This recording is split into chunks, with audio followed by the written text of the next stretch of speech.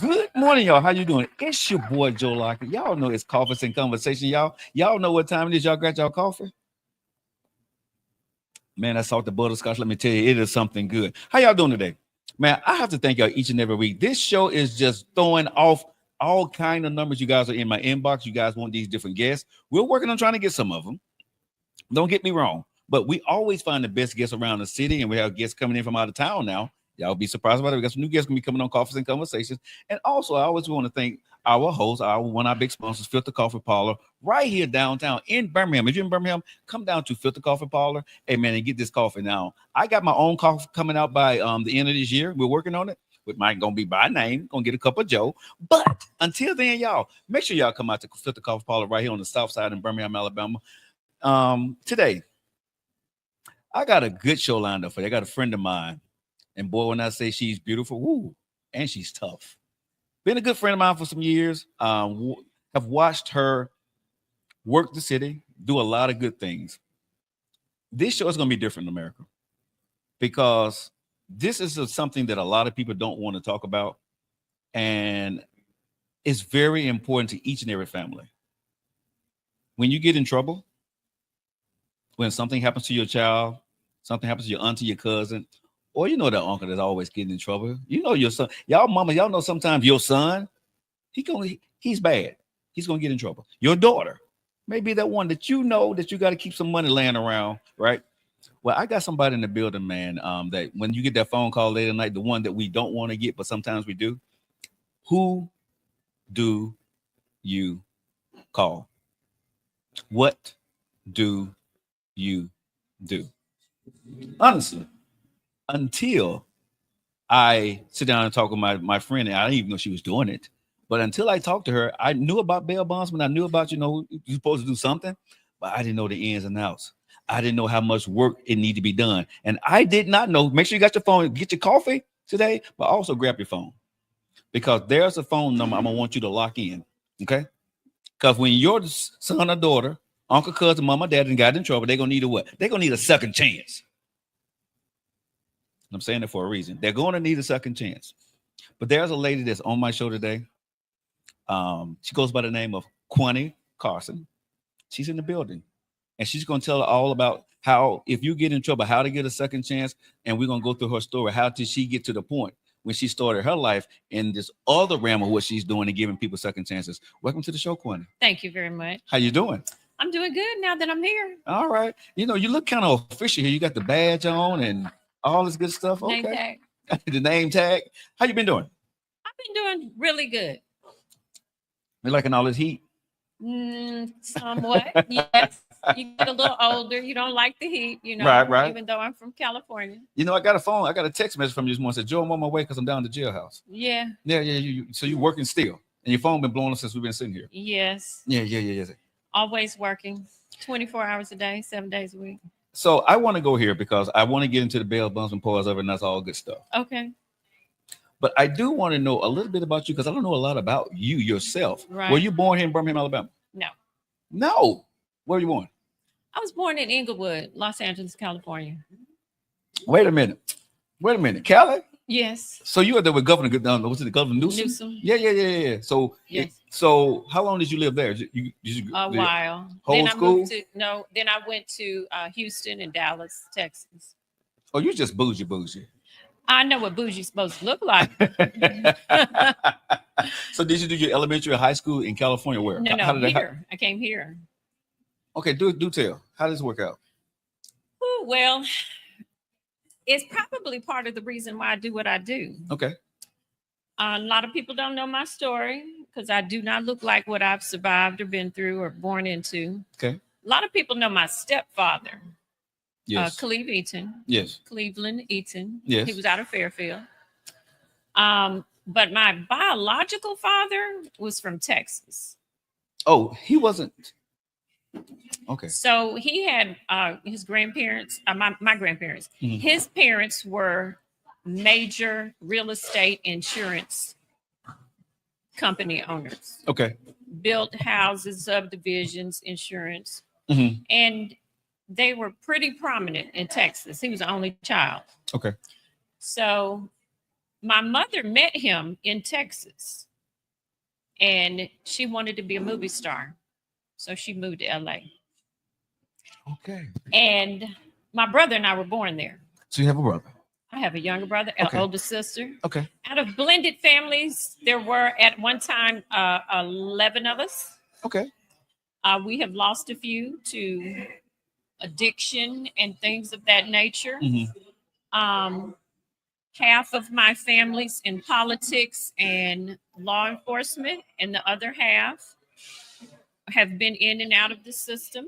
Okay. And so some of us were fortunate enough not to get into those situations, but I feel like half of us are trying to save the other half in the rest of the world. So due to domestic violence, From mom or you? my mother, our whole family, my mother and my children, my mother and my siblings, my mother escaped a very volatile situation. I really never have spoken about it publicly, but my biological father put a gun in my head and pulled the trigger when I was young. No bullet came out, but the next bullet shot across the street when he was trying to shoot my mother. So really, since I've been young, I felt like I've been blessed and invincible. Okay, so we got to pause Yeah. because I want to make sure I heard what you just said. Yeah.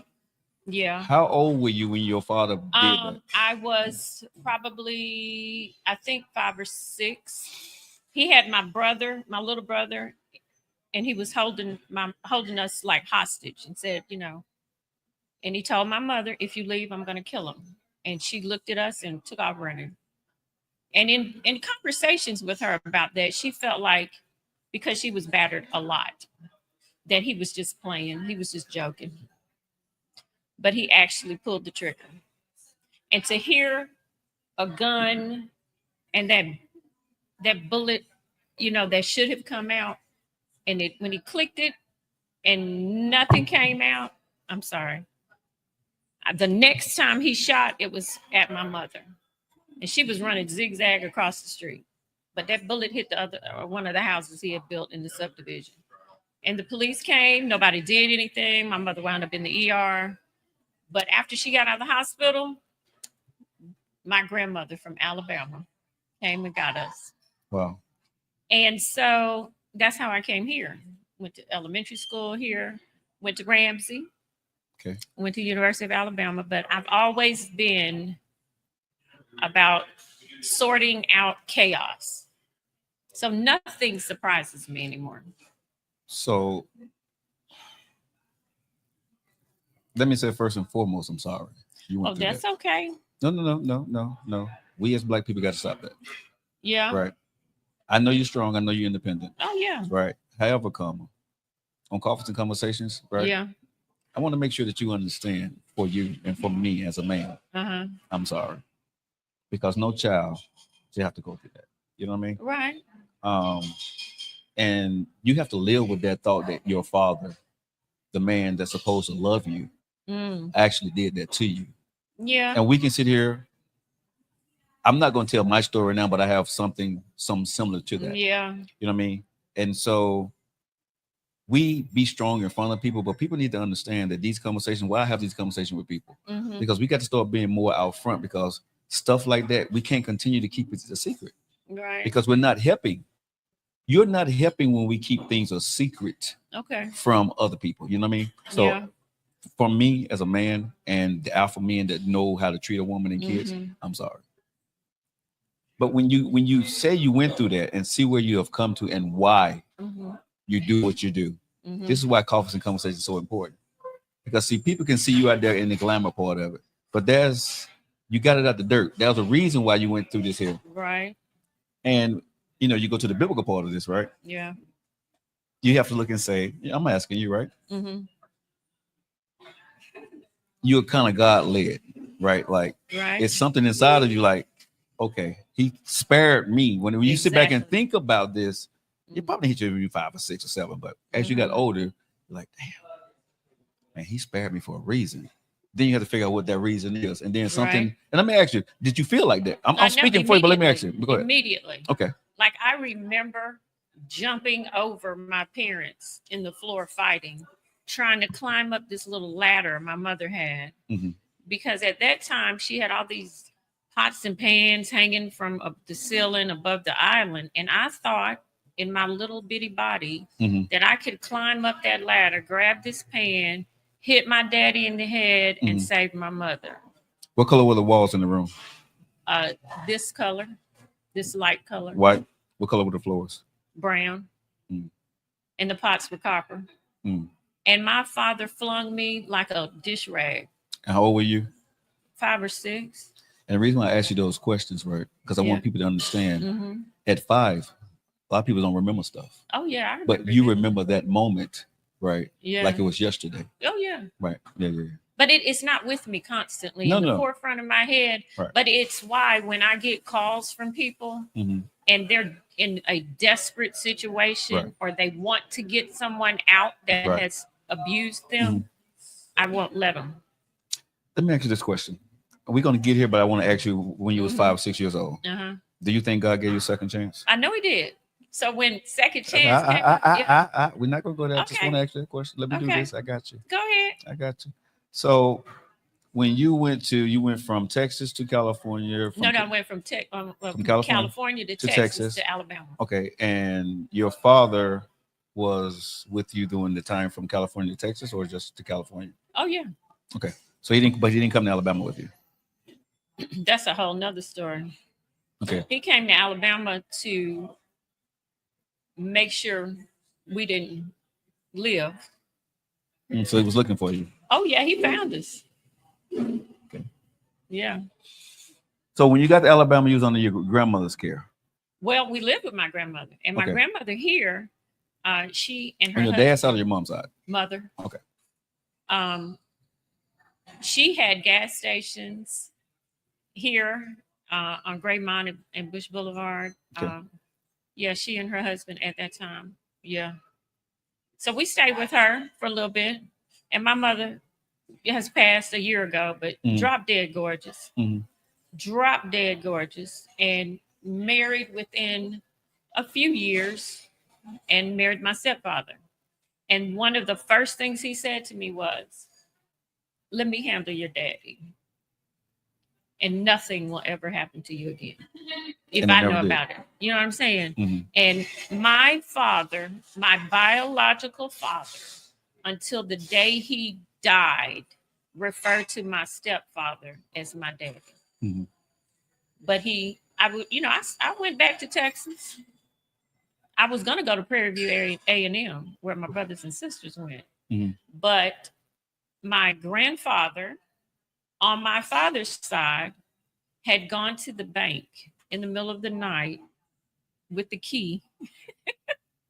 And I think one of the executives, and gave my mother several $1,000s and said, "Get out of Texas.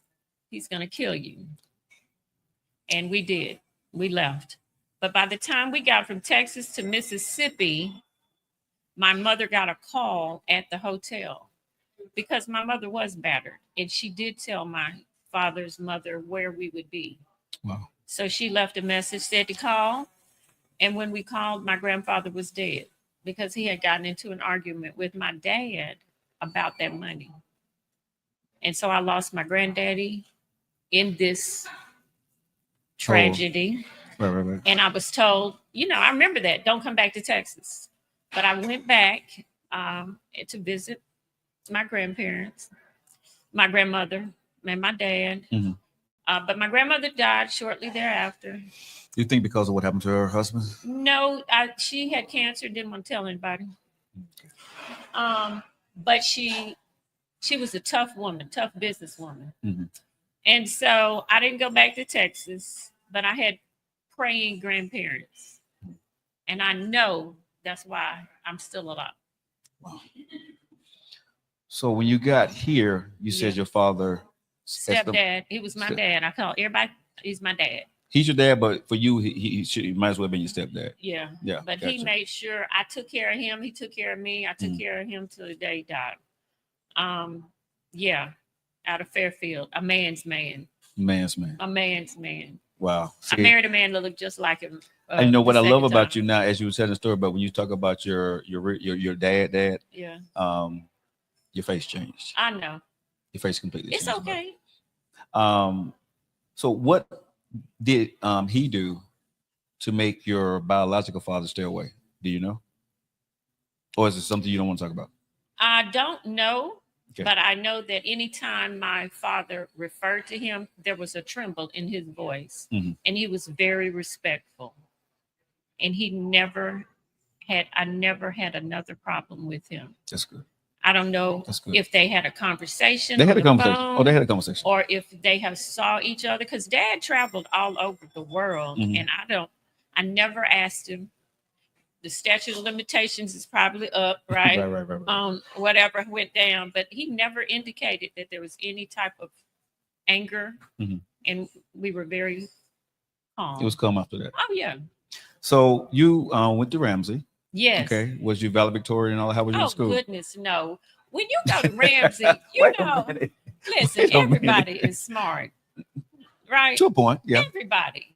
But when you go to Ramsey, everybody's smart. Yeah. You got to have something more than smart. Right. Like, I think there were 5 people. Well, I think we had 4 valedictorians and Mhm. maybe a couple of salutatorians. It's my Mhm. 40th anniversary Okay. graduation this year. But I think out of all those people, I remember this because I argued with the counselor. Mhm. There were, I think, 5 people, and we all had the exact same grade point average. And I'm not sure. I was like, well, how are you going to determine who's 12th, 13, Right. 14, 15? They may have done it by alphabetical order. I'm not really sure, but I think I was in like 15th. Did you get scholarships? I didn't even apply. Okay. Okay. I didn't even apply for scholarships. Okay. So what college did you go I to? went to Alabama.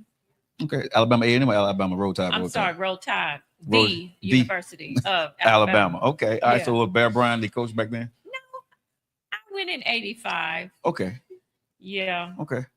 but it was a great year. Right. Right. Bobby Humphrey was there with Yeah, me. yeah, I remember Bobby. That's my buddy. A lot of people don't know Bobby Humphrey actually went to Glenn High I School. know I was on for Glenn. I went to Glenn when I'm my freshman year. Okay. Yeah, yeah. He went to Glenn, and then when Glenn closed down, he went to Parker. I So know. they never referenced Glenn. That was I Parker. know, but we loved him. You know, Yeah, yeah, we yeah. were zoned for Glenn, Yeah. but I wanted to go to Parker. My mother went to Parker, Okay. and she said, "No, you're Okay. not going to go to Parker."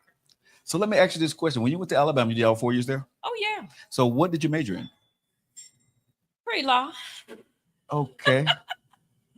So did you graduate with a largest degree? or- Actually, no. Okay. I changed my major after I took an accounting class, Mhm. and the accounting class teacher said, "This column is positive, this column is negative in parentheses, and it depends on which column is which, whether it's a negative or credit or a positive." I said, "Hey man, when I was in kindergarten, they taught me a plus sign meant plus and a Yeah. negative meant subtract." And I said, "You know what? I'm gonna have to get out of this class. I will hire an accountant. Right, My right, best friend is an accountant. Uh-huh. I will." Shout out to Sheila Clinton. Yeah. I said, "I will hire an accountant, or You there will be a CFO." you told the teacher that? I did. I told the professor that. He was Professor. so cool. I said, I'm the word woman. I'm the English person. I'm not the math person. Yes, you are. And so She this would- is what we're gonna She do. would correct your text Even in the messages. text. She would correct Yeah. your DMs. Oh yes, I will. It's I know your- personally. It's yours. Yeah. Yours. Yeah, yeah, yeah, yeah. Yes. And then she'll say, if I send her something, this is what you need to do, and send me the correction. I want to see it. Yes. I'm pretty precise. Yeah, and you are. You know, Yeah, yeah. teaching English. Mhm. I taught English as a foreign language to the international students at Alabama. So you was a student teaching? I did well, yeah. I Okay. loved it. I didn't know at that time Uh-huh. that I was half South Asian Indian. Okay. I didn't know that until Ancestry came out, but I was really cool with all the international students. Okay. And I would help them because English is very hard to learn if it's not your Native first language. Yeah. And so, yeah. So So I changed it to, I went through and I was like, what can I graduate with? Because I only got 4 years worth of money. Mhm. and I'm going to school every summer. And it was Oh, you my had junior year. you had money to go. You paid for college? I had loans and I had to work. Yeah. Okay. Okay. Um. So I chose political science. It was It was during the Cold War. Okay. So I chose political science and English. Okay. And I could have had a double major, but there weren't any more English classes I wanted to take. Mm-hmm. Like I feel like once I master something, I get You're good. bored. I have to go to the next thing. So I took some classes that I thought were interesting, like what? printing on like this Benjamin Franklin You kind of think the era loom thing? machine. Yeah. Yeah, Right, I right. took those kind of things. I want to see how stuff was done. Okay. Something that was mindless, that was just more creative. Okay. How did it work out So for you? I loved it. Okay. Oh, I did my Delta Shield on upside So you down. pledged Delta? evening. So you Delta? Oh yeah, I pledged fall 87. Okay. Okay. Lambda Zeta, yeah. Okay. But we had the highest grade point average on campus. I was the resident assistant. I was the RA. I made sure everything was Okay. in price, precise, and in order. Got all the guys away from the house at Uh-huh. a certain time. Yeah. But you're a beautiful woman. So did you? I'm sure you had a lot of men coming after you too, right? I was a bookworm. I was always in the library. I You're not wanted answering to my be question, an Kwani. archivist. You're not answering my I wanted question. to work at the U.S. Library of Congress. So what you're saying? You didn't make time for men? Very rarely. All the football players that were my friends, I Mm-hmm. helped them in English class. You charged them? No, they made sure nothing happened to me on campus. Right, right, right. You know what I'm saying? They made sure if I had night classes, they would walk me to the dorm and make Mhm. sure, because it's pretty high crime rate at the University of Alabama when I was there. Wow. Did you Mhm. know when you was in Alabama, what you were going to do afterwards? Do I you have thought an idea? I thought I wanted to be a lawyer. But you changed that I did. when you started taking the English and all that other stuff, No, right? I did because I was young and thought that would be too stressful for me. Okay. And then what would I do if I had a client who was guilty? You know what I mean? Mhm. Could I actually help them? Could you? Could you have to think? Didn't think I could, because I thought back then when I'm young, I'm all about black and white, yes or no, Okay. no gray area. All right. But my sister's father-in-law was a Supreme Court Justice Oscar Adams, the first black Supreme Court.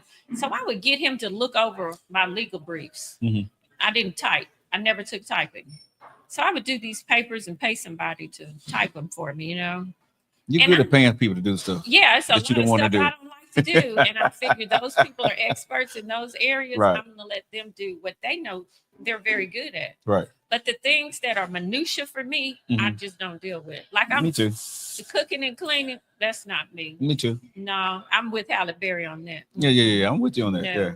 So I realized that, my mother got very ill. My Mhm. father was touring in Japan.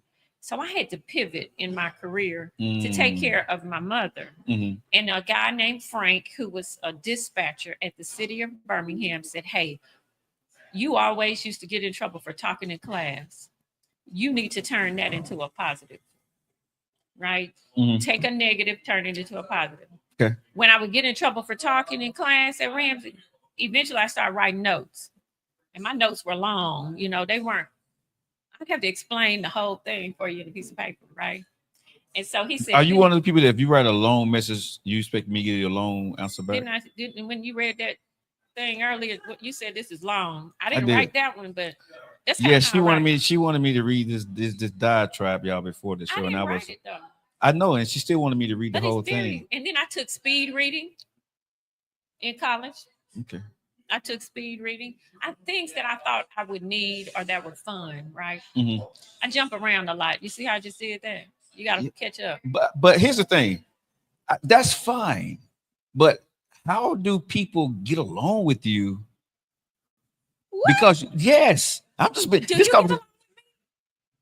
I love you But because I that's get along probably with why. you. It's I still love black you, or so white. that's why I get along It's with still you. black or white. No. You either I love me love or you, don't. so that's why I get along with you. Okay, well that's good. You know, There's a difference. I'm just saying, but because of how you are, has no one ever told you that you're a difficult person to be able to get along with? difficult? No. So what did they say? People who who don't like me are going to think I'm difficult. But a lot of people appreciate me being straightforward. I do There, appreciate you that. do not have to wonder No, what I'm thinking or feeling. My No. face will tell you. They know Or I'm she no will. nonsense. yeah. I'm funny. My friends that own the comedy club think I should do stand up. That's just how funny I am. I'm absolutely hilarious.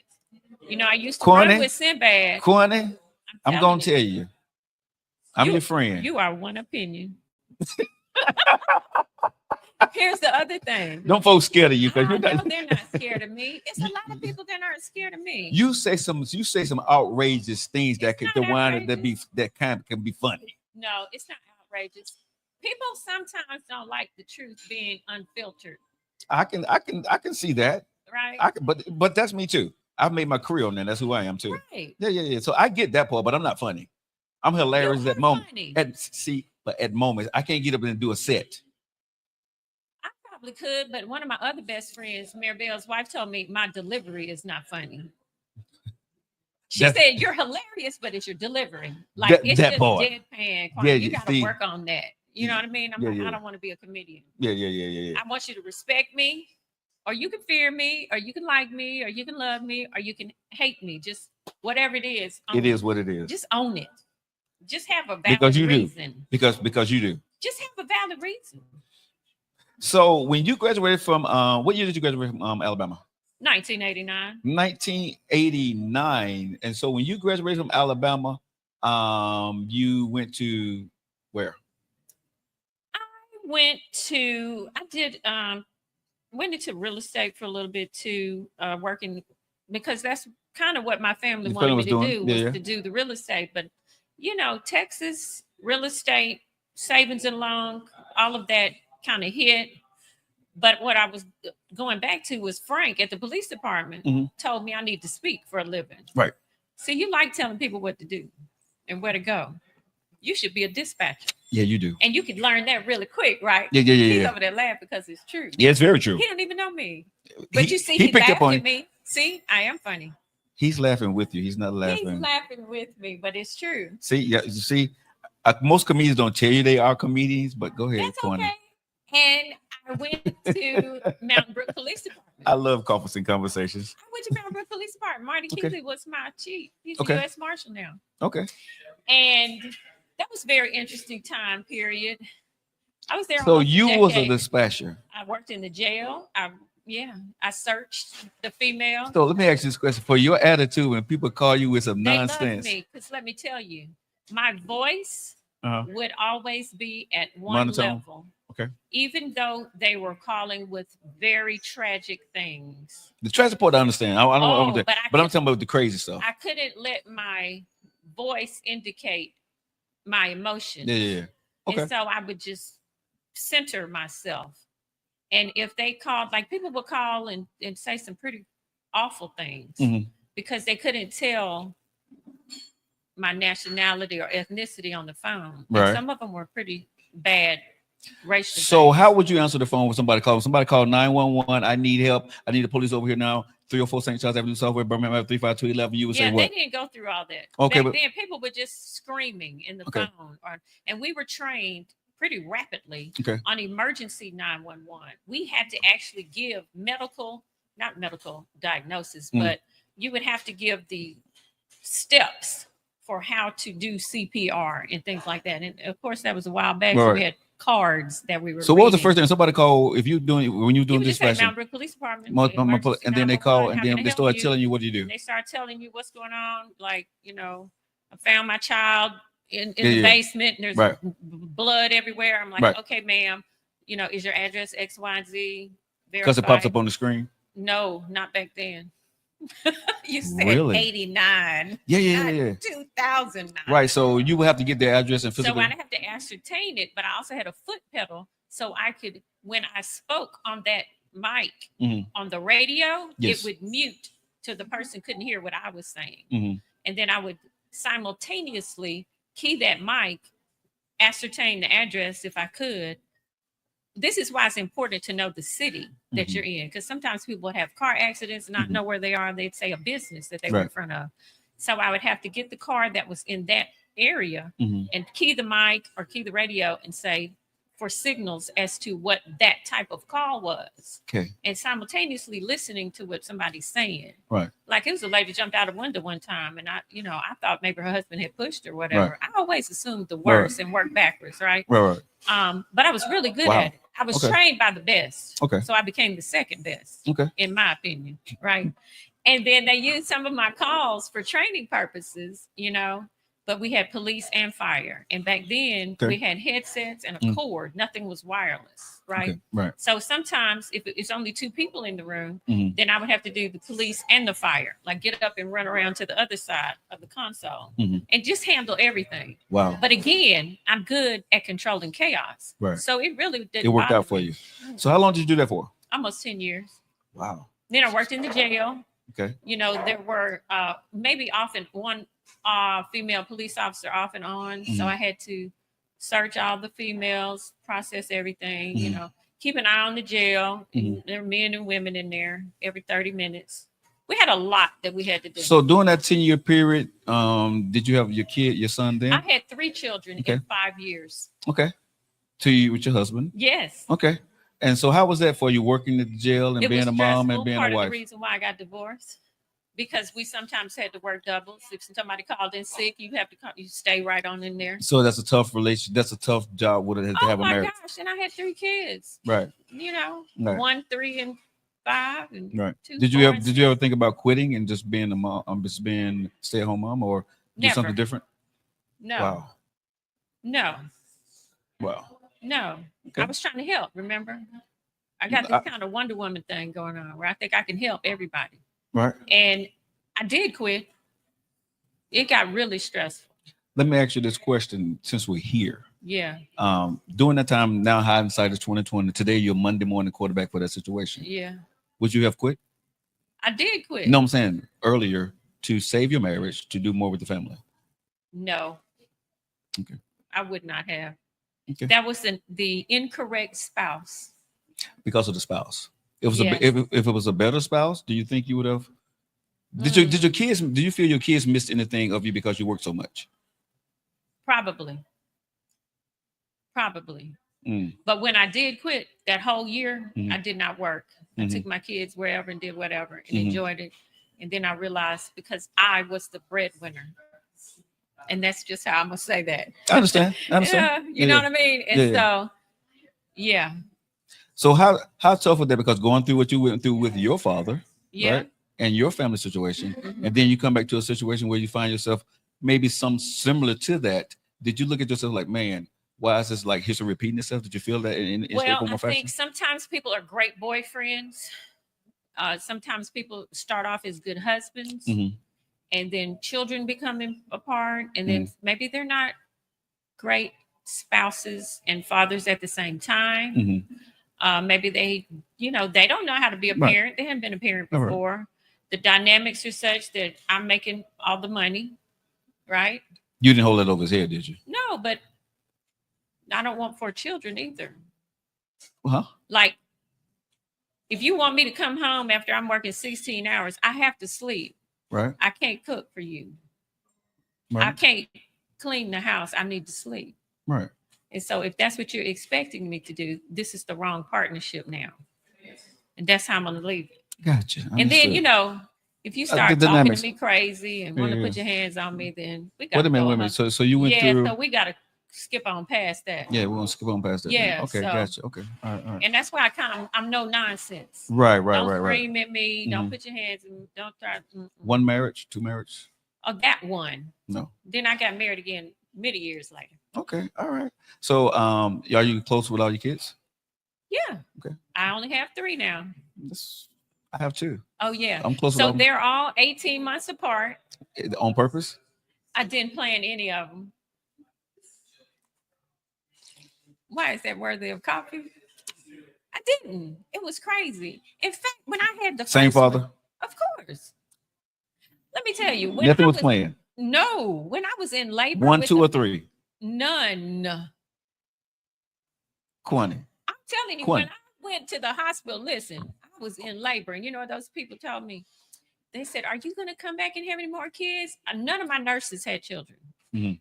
and I must have had all the nurses at duty at St. Vincent's. Uh-huh. None of them had kids.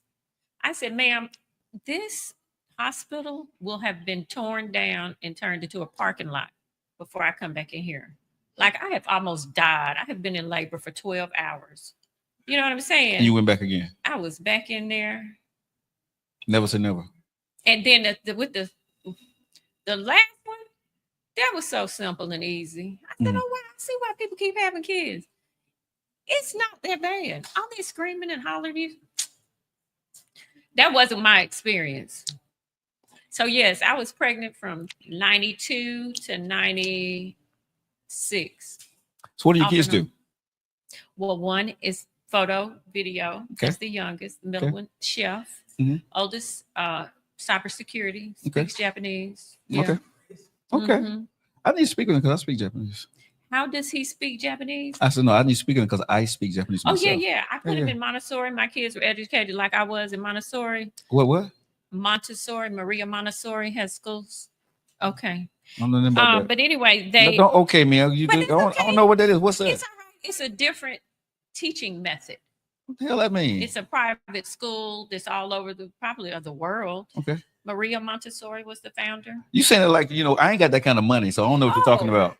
Well, again, So a lot of people listen to us right Oh. now. So please explain that to us because you're going back there like that's it's something not a normal. traditional classroom. Okay. You let children learn at their own pace. There's Okay. hands-on learning. Okay. It's a different teaching method. Okay. And like we used to sit in chairs and desks. Mhm. Children sit on the pallets on the floor or in Okay. couches, and they learn the subject at their pace. At that pace. Okay. For how they feel in that particular. But kids are self-sufficient. At 3 years old, they're doing amazing things, right? Right. And so I decided to put my children in Montessori. Okay. I Now that ain't makes gone sense to to us. Montessori. Because he's using big words and it sounds like you use some It's French not words. a big word, and it's Italian. See, there you go. And so what happened was they had Spanish, French, and Japanese were Mhm. the languages that were available. I speak very little Spanish, even though I made A's in it and had 8 years of Spanish in high Mhm. school. A lot of Spanish, but I don't like French. I'm not going to be able to do that. So I said, well, fine, let's teach you Japanese. Hold on. Wait a minute. Wait. I just caught what you just said. Yeah, You don't like French, so you let your kid learn French? no, Japanese. No, but I'm saying you didn't like French. Mm-mm. So you weren't gonna let your kid learn French because you didn't like well, that. because and I Okay, wanted my children to be different. I wanted my children to be different. No, You know what I'm saying? Like, no, everybody learns French, but No, how many no, little brown no. babies do you know? Y'all catch that? Y'all catch that? Hell no! Japanese. Hell no! Did y'all catch that? Yeah. This conversation. Did y'all Yeah. catch that? Yeah. I don't like French, I don't so even I'm like not gonna listening let to my it. son or my kid learn. I don't even like listening to it. What that got to do with I you? don't even like French bread. What that got to do with you? I make the choices when you're 5. And guess what? My son took straight to Japanese. He You had a know, choice. Listen, you know how they teach Japanese when you're 5 or at some point? Instant immersion, no English. Ishini san shi Strictly go look hachikuju. I guess All I of don't know. that. Yeah. Mhm. Or how you get Arigato. yeah. Domo arigato gozaimasu. That Okay. too. Yeah. I got you. Instant immersion. But here's the thing though, when you do it that way at that age, it's basically that's what you speak Right? at 5. Right. You can't. It's tough to do it with an adult because you already have a language in you. You're right. But when you're doing it at an early age, Right. yeah. So that was fine. But I just think as a mom, you just made a choice for your I child. did, and he loves it. So you say, He does. listen. And then, Son, guess bro, what? get in my inbox and hit me up. I want to really know: did you love it, or did your mom make you love Loves it. Loves it. Went to UAB. it? If y'all watching this show right now, Okay. hey, whoever watching this show right now, get in our chat right now. Chat, let me know. Do y'all think her son really loves it? Or did the mom make her do it? I'm just saying. But guess what? What? It doesn't matter. That part. I don't mind. That part. You may disagree, but I don't need anybody in the fourth quarter telling me that I made a bad decision because guess what? He knows Japanese now. When his best friend Uh-huh. was Japanese, little boy named Now. There were 5 kids in his class at Montessori. and he was eating. Now? Nao was his name. Now. Nao? He said, Mom, are Nao. we Japanese? Nao. Nao. Okay. Yeah. Are we Japanese, Mom? I love sushi. I was like, well, I think you should learn Japanese.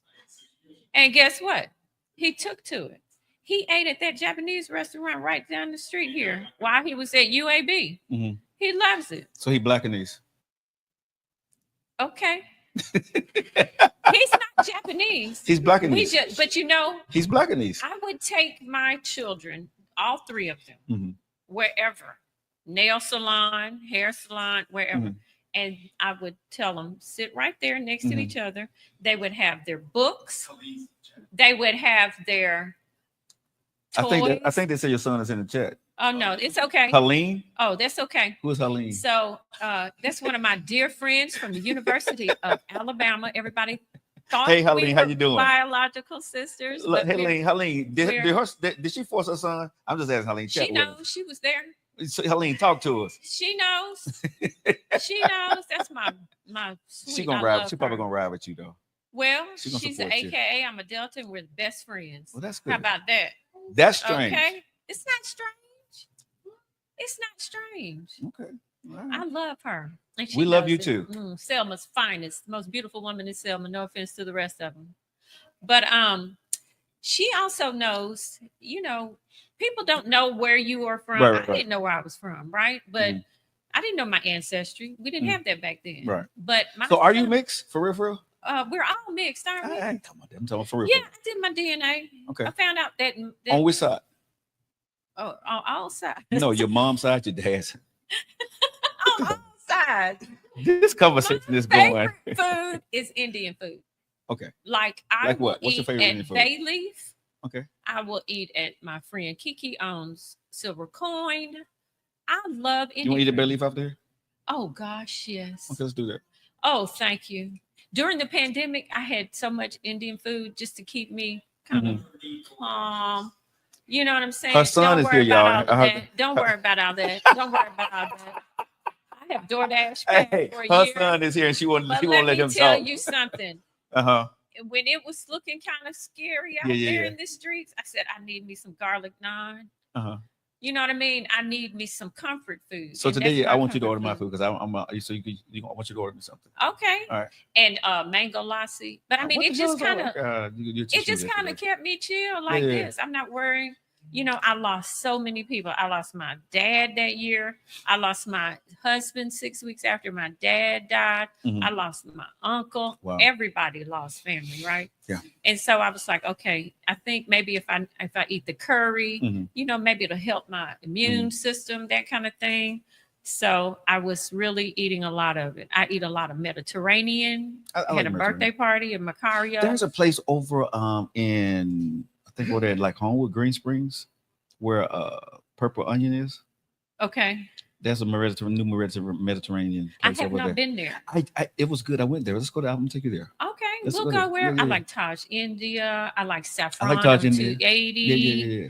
I like all. I mean, I'm a more of an international Me too. cuisine person. I like to eat everything, so I would try everything. You know, at I'll least eat a once. cheeseburger I don't. every now and I then. don't eat cheeseburgers. My youngest son and my middle son Mhm. made me give up soft drinks, Okay. sweet tea, Mhm. Krispy Kreme donuts. So you finally listening to them now?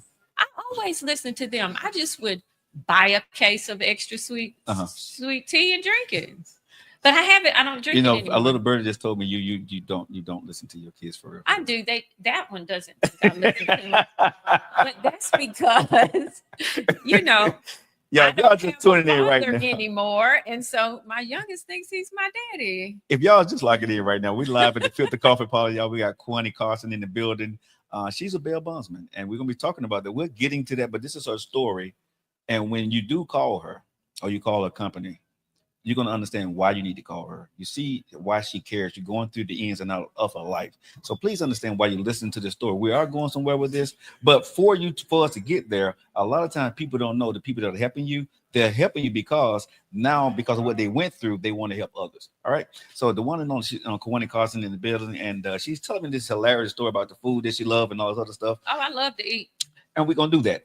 And we went through this now. So, okay, you got your kids. Okay. Mm-hmm. You the commander in chief over them. You making them do whatever you're supposed to because you're paying for it. We got it. We understand all that. Right. Oh, okay. We're not gonna go back down the path no more. Okay. Okay. That's your story. You I'm stick. sticking to We're it. gonna let you be on that hill. That's Okay. yours because those are your kids. Right.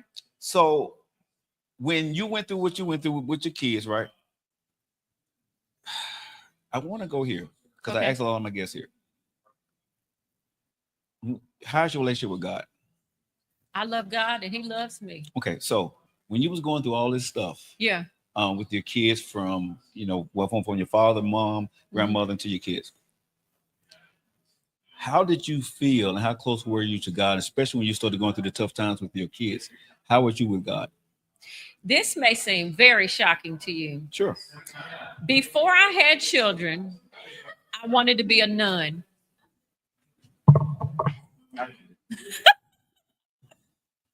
Has he ever walked out? Has he ever? I know it's 89. I did. I dyed my hair. I have the best hairstylist in America, Liz Ayers. Liz Ayers dyes this hair, highlights it, and colors it. But still, The best. right. Yeah, Hey, he's probably but you know what they 35. say though. We got to guess it. You Are know what you they say. 35? Yes, I have a child almost his age. Thank you. All right, y'all. In the middle of the interview, y'all. This Hey, people. it We is- have a live audience here It in the is show. live, y'all know. So you want to be A nun. Why are you shaking like that? Your hands are shaking. Do they need to move this? no. conversation You're somewhere? fine. You're fine. Your That's fine. They hands can't- are shaking when Yeah, I said because- that. because I just don't believe that. Because there's a missing piece. Okay, what's the piece that we Okay, missed? Please Not explain. only was father, dad violent, he also abused his children other ways. And my sister. Hold on. And I want to talk about too much No. on I that. want to talk about it. I'm just saying. Well, what father are you talking about? I'm Your talking father? about biological. Your father? Okay. And so, Bring your mic up to you. my sister and I and Mhm. my younger brother, we all took that trauma and went Gotcha, three okay. different directions. Nah, I understand. You So can stay I less. went Stay less. straight to Say less. Say less. we're gonna fix this. Mhm. But I wasn't Catholic. So you couldn't. But one of my best friends was Catholic. Mhm. And so I would go to Our Lady of Sorrows with her. Okay. And obviously, two of my favorite people, the Bells, are Catholic. It just happens to be that way. But along the way, I thought, what if I want to get married and have children? Mhm. Then I can't be a nun. But I immersed myself in the Bible. Like I read the whole Bible, cover to cover. Wow. Right? I went to 6th Avenue Baptist Church, Reverend Porter. My family is very close with their family. Mhm. And I just kind of immersed myself in church. Wow. So, but I knew my grandmothers prayed for us, and that's why we're alive. I know that, and I believe that, and I'm so glad you're still here. Thank you. But I want to ask you this here, and I ask all my guests this. Okay. When you were talking with God, whether you're going to be the nun or wherever you were, right? For you, how did you hear God? How did you communicate? Was it a man voice? Was it a feeling? Was it a woman voice? What was that like for you when you was talking to him? It was not a female voice. Okay. Every time I would hear a female voice, I would think that's my grandmother's. Okay. One of them. Right. Or just a guiding spirit that would tell me. And my maternal grandmother, they said she was psychic, right? And so she knew things. And sometimes I know things. Okay. And sometimes my kids know things. And they're right. Like things they should not know, they tell me about my childhood. Wow. Right? When there were no photographs of this. And things that they shouldn't know. And so I knew that's just my guiding principle. Always do the right thing. Right? Even if it's going to cost you something or it's going to be bad for you personally, but just do the right thing. So when God spoke to you, how did he come to you? What do you mean? So The you said message? yes, because you said you know when it was a female voice, it was your grandmother. Yes. So, but when you knew it was coming from him, was it? Yes. What was that? It was more of a not as deep of a bass voice as you Mm-hmm. have, but just kind of a comforting kind of instruction. Okay. Like, I know that's what you think you want, Mhm. but that's not meant for you. Oh wow. Okay. And it may look great Mhm. and be packaged great, Mhm. but I'm telling you, that's not what you need or want. And anytime I didn't listen, Mm. is when I had problems. And Like, you know better. Right. Don't go down that path, or don't, that job's not for you. Mhm. Or I don't care what that person looks like and tells you, that person's not good for you. Do you listen more now, or you still try Oh to do your own yes, thing? and oh yes, I listen more now. My youngest son doesn't think I listen to him, but Mhm. he'll tell me sometimes, "Hey, don't go down this street. Right, right. There's an accident down the street," and there is, and we're not even looking on GPS. Mm. So, as you became this marvelous mom that Yeah. was domineering, when did you get into politics? Ben Erdrich, back in the 80s. Okay. Helped on his campaign, helped on Oscar Adams' campaign. Mm-hmm. Oh wow. Okay. Yeah, long time. Okay. So 40 how was years. the political realm for you? Because I know you did that for a while. How was it? Yeah. It was fun, Mm-hmm. energizing, exciting to see things that you have ideas come to fruition. Mm-hmm.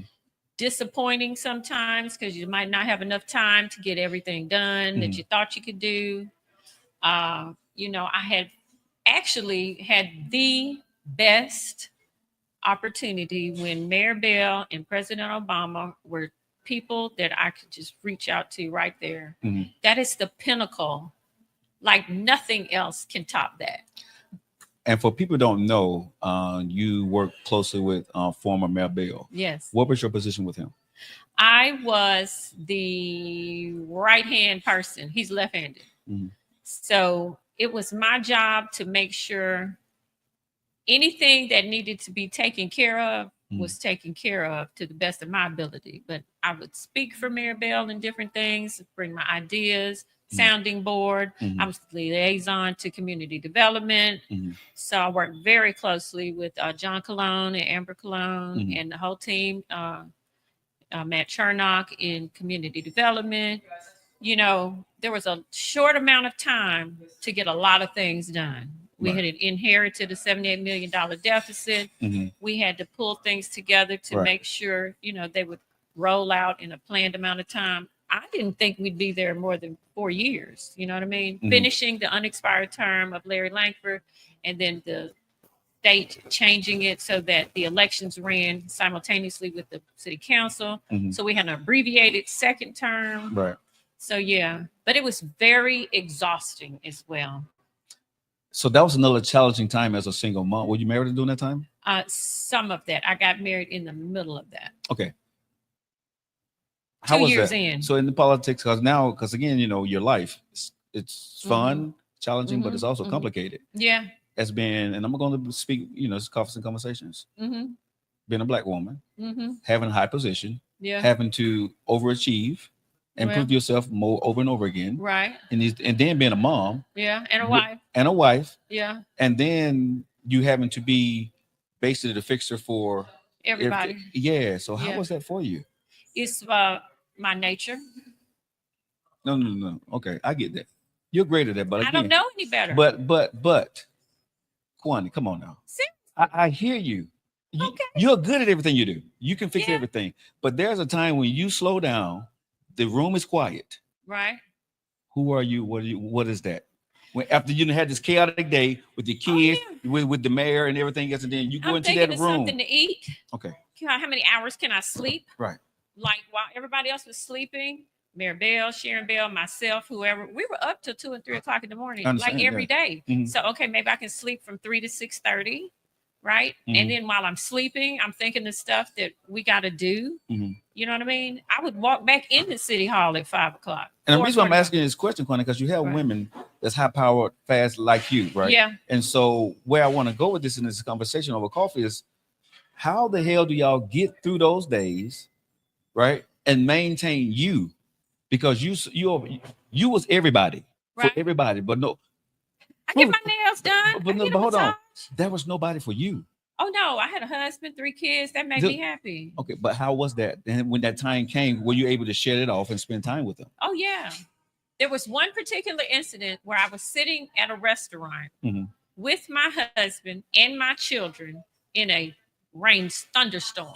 Mhm. And I had 2 cell phones, and personal and work. And we were sitting in the restaurant because we couldn't leave because it was so bad outside. And phone just kept popping. And my husband said, "Which phone you gonna answer first?" He said, "Because if that one's ringing, it's something you got to fix." Mhm. And he's like, "Why do you always have to fix?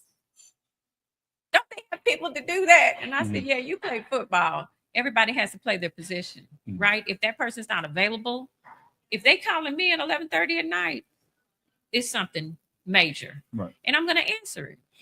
He's like, "Okay, now we're not able to enjoy our meal." And I said, And "Hey, when that's you tough, met me, man. I had 2 cell phones. You sat at that Wow. restaurant for 30 minutes. First day you met me. And what was You I played doing? that. You played that I was card. on those phones. You played that card. I said, if you can handle this, this is who I am. If you You can't, played you that might need to card. get up." You played that card. He said, "You know what? You're right. You You're played that right. card on him. That's the card I got." Yeah. Yeah. I'm And, but he loved it. I'm, He did. He loved it. My kids loved it. You know what I mean? But guess what? You want to know why I've gained 30 pounds? I know you didn't notice, but it's because I have shifted. okay, let me say this. Okay. When you were with Maribel, Yeah. okay, when I met you, Yeah. you did not look this good. I know, because I'm resting now. But hold on. I'm getting sleep Hold on. and food. When I met you the first time, Okay. right? I remember that. Yeah. You was in a pantsuit, a green pantsuit, right? Oh, Yeah, I remember. yeah, A lime green. A It lime green. was. Yeah. I You remember. said the Delta N green. Yeah, but I remember when I first met you. Yeah. Right? Pantsuit. You was on the skinny, phone. Very. Very On the phone. malnourished. On you. This is how she when I met you. You was on the phone talking to the mayor, telling me what needed to be done. Yeah. Right? And directed, right? Yeah. And you got him in there, Yeah. and you told me this, and you went and looked around. Hold on, let me talk to you in a minute. You went and looked around, made sure it was good. Said, make sure this gets done. Then you went outside. Then you Yeah. came back in, you stood around, and you got back on the phone. Yeah. That's how I met you. That's right? how it was all that time. But when I look at you now, Yeah. completely different. But you know, I've lost everything. My parents, my husband, right? We lost the election. I got time to spend time with my parents through their last days. I got time to sleep. I got time to eat. So I would have looked like this then if I wasn't skipping lunch, not eating breakfast, barely eating dinner, getting some rest. I had dark circles under my eyes that I thought were because of lack of sleep. That's that half Indian thing going, right? I'm up here trying to fix genetics, right? I'm like, why am I got these dark circles in my eyes? Right. Right. And so I was going 90 miles an hour. Yeah. I look at my You wedding going photo 105. and I was so skinny. You going 105, Mel. I know. And then I also thought if I just, we got this short time frame. If I can get all this done, because Maribel had all these things in his head he wanted to do. And we didn't do one thing at a time. No, you didn't. We did like 7 or 8 or 10 Right. at a time, right? And so I was always under the gun. I ran track. So I was like, let's go. How was it when you met Obama? Former President Obama. gosh. Hold on, let me make sure I'm telling you Oh right. my How was gosh. it when you met former President Oh Obama? Let me make my sure I say his title gosh. correctly. I thought with 2 people with a funny name, right? Mm-hmm. And he was so charming. My friend Chandra Bell, there was an event at the Sheraton, and we all, wanted to make sure we went. It was her birthday. He was so charming. He's so smart, and so approachable. And then, Did you have a conversation with him at all, or you? not at that time. Mm-hmm. And then later on, when he was running, when I saw him speaking at the Democratic National Convention, I was like, oh my gosh, he is so smart. He should run for something, higher than what president, right? Okay, well, we know how that election went, right? And then I said, well, maybe he can run the next time, right? And he was a young man. Mhm. And I thought, oh, this is we need that energy, right? Okay. And then just a few years later, when the tornado hit, and President Obama was helping us with Mayor Bell has such a great relationship with him and all of that cabinet.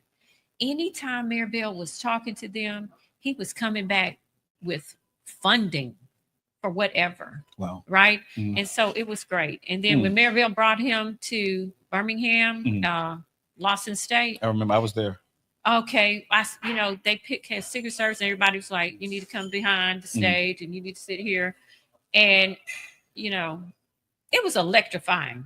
Wow. It was electrifying. It's enjoyed the it? best. Oh, it's the best thing in the world For you. Oh, and the pinnacle of my Your career? entire political career. Wow.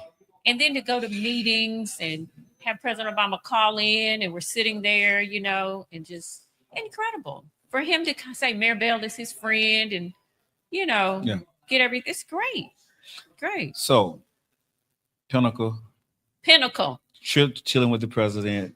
It you doesn't get- get you- any better than working with Mayor Bell and President Obama and, You can call the president. and Valerie get your- Jarrett. Oh Yeah. my gosh, she's Oh, a yeah. star. Yeah. Yeah, we'd sit in the wings Mhm. of whatever was. How is she? I don't want to get on deep, Love but how, her. how is she? Love her. She seems like she's very smart too. Very smart. Yeah. Very smart. I said, they call me the Valerie Jarrett of the Bell I can see that. administration. I can see that. And she said, "You're a Delta. You do that. Yeah. That's what we're expected to do." Very nice. Very, very smart. So, at the pinnacle, Mm-hmm. you lose the election. Yes. You step off this platform now. Yes. You don't have the access you used to have. You still know the people, Yeah. right? But you don't have the access. Yeah. It's different. You step off a platform, Sure. right? The Who is- merry-go-round. Right. Who is Kwani when you step off that platform? Kwani is resting. Kwani is like, oh, thank God. Okay. If we had won that election, my health was going downhill. Mhm. I had some health issues I had to deal with. Mm. I would not have made it through You don't think so? another. No, the doctors told me. Wow. So I was so So you're thankful. blessed. Oh my God. At that time, you didn't think it was a Yes, blessing, I but did. I knew You did? then. Okay. 2 days later, okay. I was like, oh, thank God. You know what I mean? Right. And I told Mary Bell, oh my God, I'm tired. Right. I need a break. I'm glad we lost, Wow. So when you lost, okay, you took some downtime Yeah. and everything quieted down. And okay, Yeah. when you got ready to get back into Pandemic. it, pandemic, what happened? What made you want to get back out here and started getting back into Well, what I did was I started assisting in criminal defense. Okay. And so I would be in federal court, Mhm. and all different levels, and kind of piggybacking off of what I had originally started doing. Right. Because now I've gained all this life experience, and I see the realities of what the systems are, Mm. who's impacted. Mhm. There are great people in all walks of life, Mhm. and not so great. So just because you're a radio host doesn't Mhm. mean you're the best. Just Right. because you're a lawyer or make coffee, whatever. There's different levels to Yeah. it, right? So I did that, and then I was asked to work in that because of my experience, right? Right. And so I did that and learned everything I could. And then an opportunity came where they were like, you might really enjoy this because your skill set is such, the whole The whole thing. Yeah. thing, right? Whether it's family member that's been that defendant, Mhm. right? Or whatever. Right. Life experience. Right. You just have a way of connecting with people. And so sometimes I'm their mother, their Mhm. aunt, their big sister. Right. But I don't judge people for whatever the situation is. Mhm. If you get a bond and I can help you, Mhm. I'm going to look at trying to help you, right? So when you started this company, talk to your kids about it first. I did. Okay. They were like, really? That looks like you. That's Okay. like you. You gonna be a bounty hunter too, Mom? Right. Like, yeah. speed cuffs and all. So Let's you do do it. you do the bounty hunting too? Am I a bounty hunter Yes, as well? Yes. yes. So what's the name of your company? It's a second chance. Bail bonds. Y'all like the way we did Also that? do monitoring. Yeah, y'all like the way we did that because we talked about this whole interview about what Yeah. the second Gotta chance. have a second chance. And some So- people are on their last chance. But I want people Right? to understand why before we had got here, why this was so important, right? Because you was at 5, second chance. yes. You know what I'm saying? When you with your kids and everything else, you got a divorce again, second chance, Yeah. right? When you was working with the mayor office again, second Yes. chance. You know what I'm saying? Yeah. You've had these things, so Yes. now when you're sitting in front of it and you had all this experience, Yeah. so now when you get that phone call, you are somebody's second chance because you was given so many. Oh yeah. But I want to see how I do that. That was good. I like the way you did that. But that's what I wanted people to get. That's why Mhm. I was glad to have you on the show today Mhm. because I want people to remember when they put this number in their phone that's flashing up on the screen right now Mhm. that they can call this number. Mhm. They're going to get you. Mhm. And because it's you, Mhm. they understand that there's a possibility, a good possibility that they're going to get a second chance no matter the situation. Now, before the show, you were showing me a message that someone had gave you. Mhm. And you It was said- a Google review. It was a great review, but you said you love her because she didn't think, and I think she had like 5 or 6 different cases against her. Yeah. Tell me a little bit about that review that she gave you. Well, I don't know if she's watching or not, but she's my rock star. Mhm. Kelsey Mays is her name. Okay. And Kelsey came to me in a situation. She has publicly stated this, so it's okay for me to talk about it. She did write the Google review, but when she called me, she was at her pivotal point Mhm. as to what to do, and somebody told her to call me. That maybe I could fix this situation, and she had all these cases all everywhere, and she had survived all kind of things. Mhm. And I gathered that she was just tired, you know, Mhm. and she wanted to get this off of her back. And I said, if you trust me, I know you don't know me, Mhm. but if somebody told you to call me, then they are somebody that I've helped or they know my background. Right. And I'm going to do my best to help you. And we're going to figure this out for the long haul, Mhm. right? I need to know what I'm dealing with. I need to know what we can do. And we're going to take it by priority. But we're going to go through this system and you're going to come out on the other end. Somebody told me that, right? When I was in some difficult situations, just trust this process, kind of like Nick Saban, right? Right. Okay. So somebody told me I was the Nikki Saban of bail bonding. And I said, we're going to get through this. You might have to spend some time in this jail. You might have to go to this court and do this, but we're going to get through this. Mhm. And when we get through this, at the end, Mhm. you are going to be like a butterfly that came out of the cocoon, Wow. right? And you're going to be free and you're going to be able to drive and go and not have to worry about looking over your shoulder. And we're going to handle this. And she was like, okay. And, you know, she had family that were telling her one thing and other family, and she didn't kind of know what to think or whatever. And I said, that's fine. And we worked it out. And she called me at the last, after everything was done. And she said, Miss Quiney, I'm free. Wow. Like everything is gone and done, you know? And even one of the judges said, I can't believe you in here, you know, to get rid of this. And she was like, this is my last stop. And she said, for the first time in my adult life, I have nothing hanging over my head. I have nothing. You know what I'm saying? Yeah. Second chance. She's my rock star. For the people that's listening, Yeah. bail bondsman, what is it? Can I change that wording? I asked them at the Alabama Bail Bond Association. I want them to change the word from bail bondsman, bail bondsman, to bail bond agent. Okay, so bail bonds agent. Yeah. When someone gets in trouble, when they get arrested, should they call you right away? Well, it depends. A lot of people are on a 48-hour hold.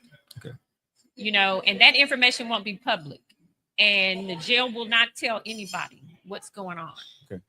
because they're trying to ascertain magistrates' paperwork, arrest warrants, arrest reports, that kind of thing, to make sure that whatever they were arrested for is what they're going to be charged with. Mhm. And the magistrate has to sign off on all that. So if you get arrested at 11 o'clock at night, Mhm. it's going to take you some time to get processed and booked before your charges will show up, right? Or you might be there on that 48-hour hold. Right. Nothing's going to show up. It's like you're not going to get a phone call to call anybody generally, right? Okay. And so let's say you're at a municipal level and Mhm. it's a felony, then you're going to be transferred to the county. Mhm. And I service Jefferson County and Shelby County, Okay. right? So you have all these municipalities in these counties. Mhm. And so you got to still wait for everybody to get their paperwork done. Okay. So you go to that jail. Once you are processed and your information is available, Mhm. you'll know what your charges are, Okay. what your bond is. Mhm. Call me. And sometimes we can look at it and see there's property bonds people can use. Mhm. You know, a lot of people think if they have property, like let's say you own property in your name, but if you get arrested, you can't use your property for your bond, Mhm. Wow. right? Mhm. And a lot of people think, oh, well, I'll just keep my property paperwork on me in case Mhm. something goes down, right? Well, you can't use it. Mhm. Now, people can't charge you. If someone else uses their property, they can't charge you for that, right? And people have charged them in the past for this, right? Usually it's only for a family member or someone really very close to you. That property can only be used 4 times in a year, right? But if you have a very high bond, maybe you need a bond reduction hearing. You got to have a lawyer in order to do that. Okay. If you wait when you're in jail for public defender, that kind of thing, that can take a while. If Mhm. you already have a lawyer, they can file things. You know, I can't give legal advice. Right. I am not a lawyer. Right. But if you're asking me about at what point do you call, Yeah. is when you know what you're there for, And they say you need what a your bond. charges are. Okay. That's all I'm asking Sometimes you may have already been arrested. Right. Maybe you failed to go to court, Mhm. which failure to appears are not good. Whether it's a ticket, whatever it is, Mhm. go to court.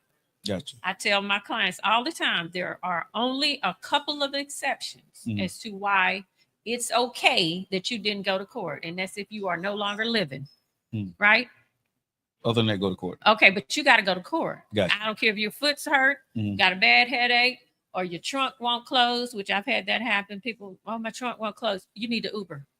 Or you can't drive with the trunk up, but you need to Uber to court, Right. or you need to walk or call a friend, Right. You need to get to court. but you need to get to court. And you need to be there early. So I know someone told me that you brought me a gift or something. I brought you several gifts. Okay. So what we got here? Cute little bags. Second chance bonds. A Okay. second chance bail bonnet and monitor. And monitoring. So the monitoring, as you give me the gifts, Anchor monitoring. anchor money. Oh, that's what that is. Okay. Yeah. This is a cute water bottle. Oh, thank you. I don't think you can put the coffee in there. I'm not but finna try that, but okay, thank you. Okay. All right, I I've been thought working you out. would look cute with these shades on. What? You see that A second chance bail bonnet? I don't think I knew you to pledge anything, but I I haven't thought pledged those were anything. cute. It's got a little sticker I on see, there. Yeah. Have a Well, cute little lighter for. It got you a QR code in there. I know. Cute little lighter for your candles. Okay. Weed is illegal in the state of Alabama. smoke I weed. encourage everyone to stop. I don't smoke weed, man. Right, Okay, thank right. you. Okay.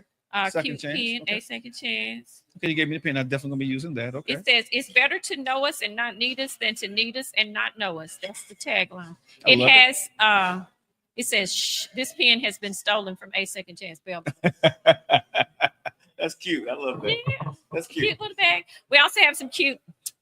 It's cherry, chapstick, team no ashy. Team No Ashley. Yeah, gotta have some on your lips. This If is you're gonna be mine? on the record, yeah, that's yours. Okay. Never been open, obviously. Yeah, Cute little cards with my picture. I had a lawyer tell me people are gonna start committing crime Just so they can because get of you. this picture. I said, no, don't, let's not do that. And here's the bag. Thank Part you of so the much. reason why I'm doing this, Uh-huh. I know you didn't ask me this directly, but I But I want want to you to go tell ahead. you. Yeah. Mayor Bell had the Violence Reduction Initiative.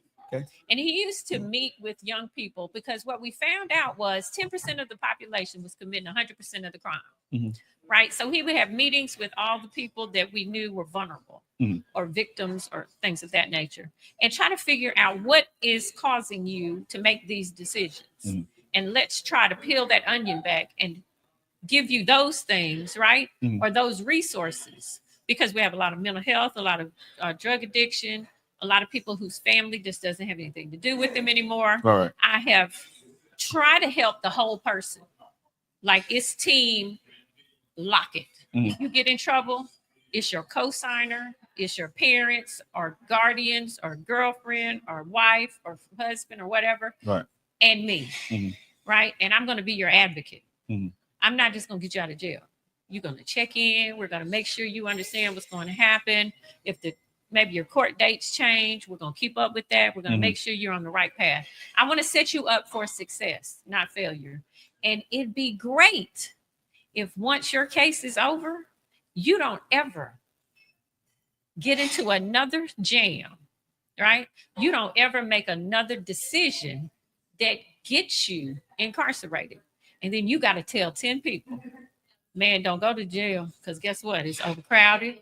People sleep on the floor. You're Mhm. losing your job, your Mhm. family, your Right. housing, your cars. People's cars are repossessed, Right. right?